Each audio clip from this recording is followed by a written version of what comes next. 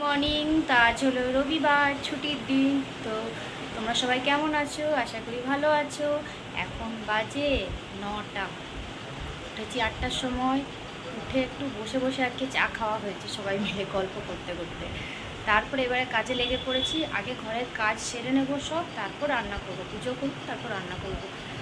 আর কালকে তো বললাম তোমাদেরকে অনেক সবজি এনেছি। এখন ওগুলোকে বের করে ভাবতে হবে কোনটা কি কাটবো না কাটবো, কোনটা থাকবে কোনটা থাকবে না। তো এই জন্য আগে চান সেরে পুজো করে নিই, তারপরে ওগুলো দেখবো। আর ছেলে ঘুমোচ্ছে, মেয়ে উঠেছে আমাদের সাথে পড়তে বসেছে। বড় কাজ আছে আজ একটা, মেয়েকে শ্যাম্পু করাতে হবে। চানটা মোটামুটি নিজে করে নেয়, কিন্তু অত ভালো করেও পারে না। আর শ্যাম্পু তো আমাকেই করাতে হবে। তো শ্যাম্পু করাবো। আঁকার স্কুলে যাবে 11টার সময়। তার মধ্যে দেখি কিছু জলখাবার করতে হবে। তো তাড়াতাড়ি ঘরের কাজ সেরে নিই। আমি এখন ঘর মুছতে নিয়েছি, ঘরটা মুছে নিই। এই যে ঘর মোছার বালতি নিয়ে নিয়েছি, ঘরটা মুছবো। রান্নাঘরটা মুছছিলাম, রান্নাঘরটা আগে মুছে দিই, তাহলে রান্নাঘরটা শুকিয়ে যাবে। তারপর আমি এখানে কাজ করতে মানে শুকোতে যাই না রান্নাঘরটা তাড়াতাড়ি করে, ফ্যান হাওয়াটা অতটা আসে না তো এই জন্য। কাপড় কেচে মেলে দিলাম, ঘরটা মুছে নিলাম। তারপর ভাবলাম সবজিগুলো কেটে নিই, তারপর চান করতে যাব। কারণ মেয়েকে শ্যাম্পু করাবো তো ভিজে যাব আবার, তাহলে একটু দেরি করে চান করবো। সবজি টবজি কেটে মশলা বেটে সব রেডি করে রাখবো। আর ওকে বলবো ভাতটা বসিয়ে দিতে, ততক্ষণে ভাত হবে। আর এই দেখো সবজি কত নিয়ে এসেছি, পুরো ট্রেটা ফ্রিজে ভর্তি হয়ে গেছে। মানে এগুলো আগেকার সবজি রয়েছে, কি কাটবো সেটাই ভাবছি। চলো দেখি। সবজিগুলো আমি আগে কেটে নিলাম। তো দেখো এখানে আমি চাটনি করব বলে টমেটো কেটেছি। এটা পুঁই শাকের ঘন্ট হবে, পুঁই শাক, কুমড়ো, কচু আর ভেন্ডিটা কাটবো। পুজো হয়ে গেল আমার, এবার রান্নার দিকে যাব। চলো যাই, এবার রান্না বান্না দেখি।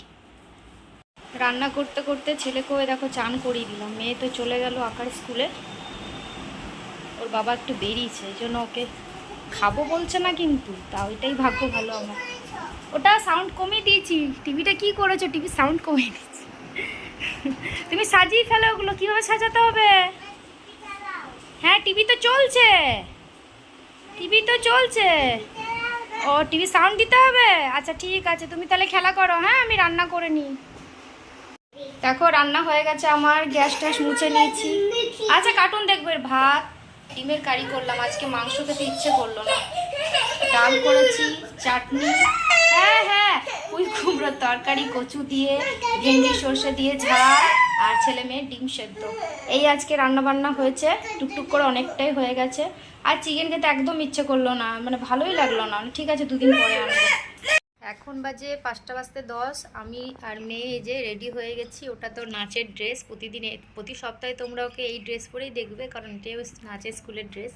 লাল টপ, ব্ল্যাক প্যান্ট, গরমকাল বলে 3/4 পরে, শীতকালে লেগিংস পরে। আর যাব, ছেলে ঘুমোচ্ছে, বাবার কাছে থাকবে। আমি তো চলে আসবো আবার 6টার দিকে। তো এই দেখো মেয়ে দুপুরবেলা বসে বসে না ঘুমিয়ে একটা আঁকা এঁকেছে। কেমন হয়েছে জানিও তোমরা। এখন দেখছি কিছুদিন আঁকতে খুব ওর ইন্টারেস্ট এসছে। মানে আগে আমি বলতাম, বাবা বলতো আঁকতে বসতেই চাইতো না। একসময় ভাবলাম যে ঠিক আছে 5-এ আঁকাটা শিখুক, 6 থেকে ছাড়িয়ে দেবো, নাহলে আঁকাটা করবো না কন্টিনিউ, গানটা নাচটাই করব।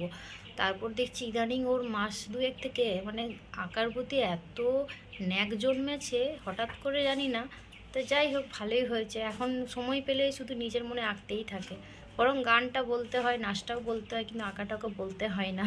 টুকিটাকি আঁকছে এখন নিজে ফোনে দেখে দেখে। যাই হোক, তো যাই এবারে চলার। প্রচুর গরম, ফ্যানটা বন্ধ করে ভিডিও করছি তো শোনা যাবে না, না হলে খুব গরম লাগছে। দুপুরবেলায় ঘুমোইনি, একটু মেয়ের কাছে বসেছিলাম, আঁকছিল, আমি একটু ফোন টোন দেখলাম, ব্যাস।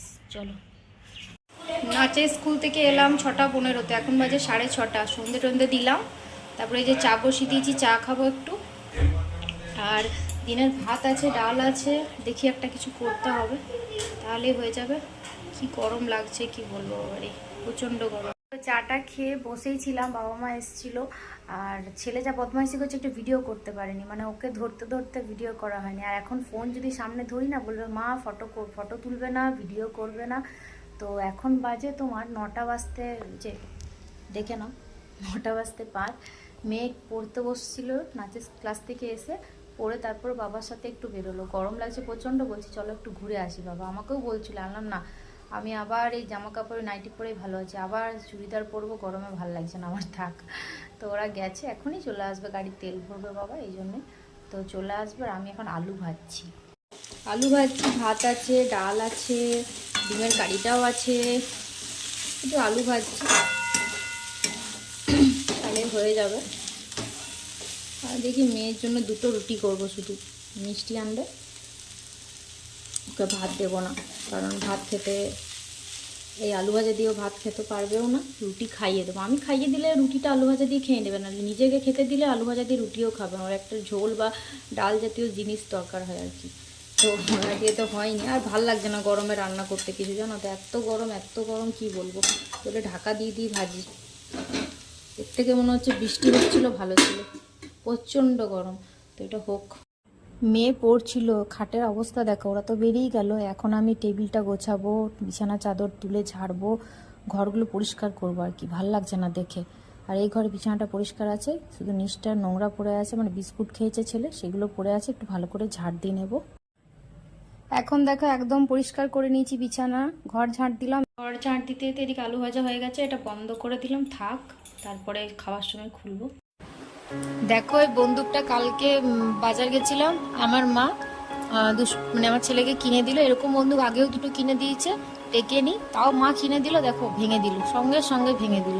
আর এই বন্দুকটা জানি না কি দিয়ে তৈরি, লোহা দিয়ে মনে হয়, এটাও মা এনে দিয়েছে, কিন্তু এটা এখনো পর্যন্ত টিকে রয়েছে, এটা হয়তো একটু টিকে থাকবে, একটু শক্তপোক্ত আছে।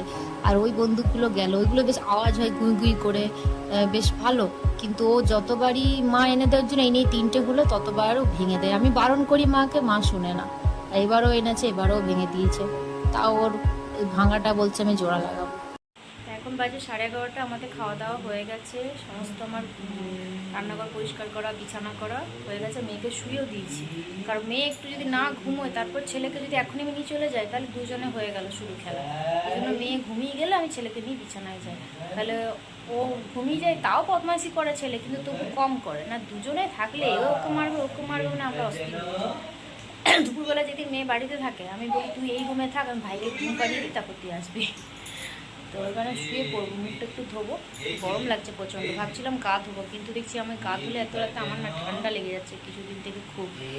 আর এখন ওয়েদারটা তো এমনই না, তো আগের মতো সেই গ্রীষ্মকালে যে মানে গরমটা যে ছিল সেই সময় যে করতাম, এখন তো গরমে ঠান্ডা লেগে যাবে। সেদিন রাত্রে মেয়ে জন্মদিনের দিন রাত্রে চান করেছিলাম, তারপরে ঠান্ডা লেগে গেছিলো, এই জন্য আর চান করবো না, হাত পা ভালো করে ধুয়ে নেবো, জামা কাপড় চেঞ্জ করে নেবো, মুখটা ধুয়ে নেবো, শুয়ে পড়বো, ছেলেকে নিয়ে বিছানায় থাকবো আর কি। তো চলো, গুড নাইট, ভিডিওটা এখানে শেষ করছি, আবার দেখা হচ্ছে নতুন একটি ভিডিও। টাটা।